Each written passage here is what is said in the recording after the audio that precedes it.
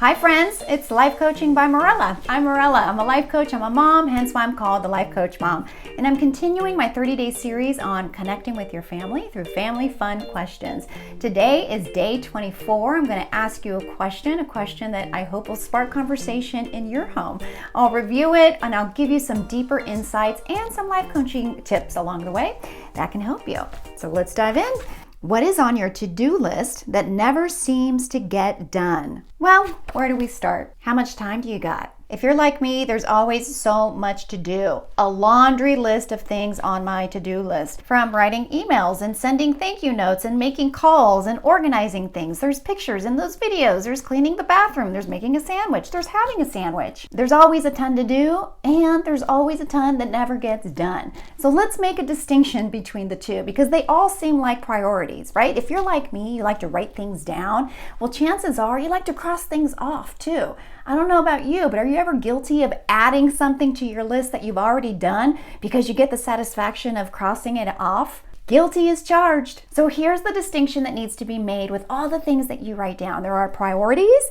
Sure, you think all of them are priorities, but truly there are priorities and there are things that would be nice to get to. So there are have-tos and then it would be nice to get to. Making that one distinction can really help so you're not beating yourself up over the things that you're not getting done. Because honestly, our imaginations are endless. We're always scanning the room or the space that we're in or our own minds for the things that we would like to get done. So if you're like me and you're writing things down, crossing things off, but you're always carrying over some things to the next page, kind of like a middle school math problem, show yourself some grace, acknowledge the things that are on the list that you have done, and just know some of these other things are simply things that you would like to get done. And someday you will. And now I want to talk to you moms. I want to go a little bit deeper because I don't just want to talk about what's on your to-do list that's not getting done.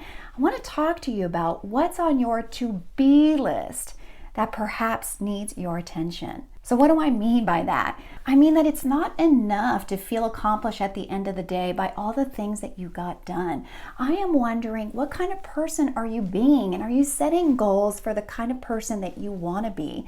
A great place to start is with a big dose of honesty and humility. It's easy to blame other people and complain about other people, how they're provoking you to be someone who you're not proud of, someone who you don't want to be. But I want to help you be the kind of person that takes ownership of who you are, who takes responsibility, and who makes it a priority of making a list of who you want to be. So I'm going to ask you, what area of your life could use more attention? I'm wondering if you were truly honest with yourself and examined yourself and your heart.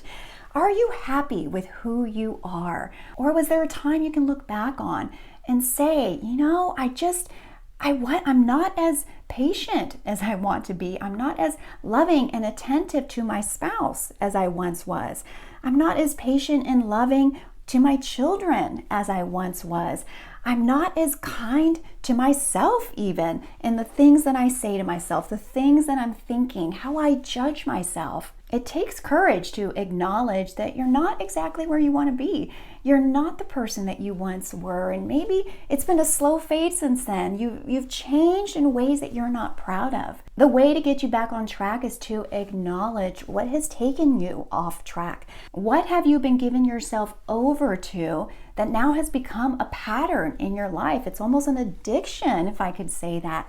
Is it worry? Is it anger? And it's not enough to just tell yourself to stop being worried and to stop being angry. The thing that's going to help you return to a place of less worry, for example, or less anger is to turn your attention on who you want to become, what kind of person you want to become, and to adopt some spiritual practices, some disciplines in your life. It is not going to be easy, and life is going to test you at every turn. But each of those turns is an opportunity for you to parent yourself and to practice that spiritual discipline, to tell yourself, no, I am not going to worry about that, or no, I am not going to lash out in anger over that. Because when I give in to worry and I'm angry, it's keeping me from being available to what I do want to experience, which is calm, which is peace, which is love. You get the point. I know that this is a challenging invitation, but it really is going to take eliminating the things that don't serve your purpose, that don't help you reach your end goal. It does take a lot of practice and a lot of self-discipline to become the person that's on your to-be list.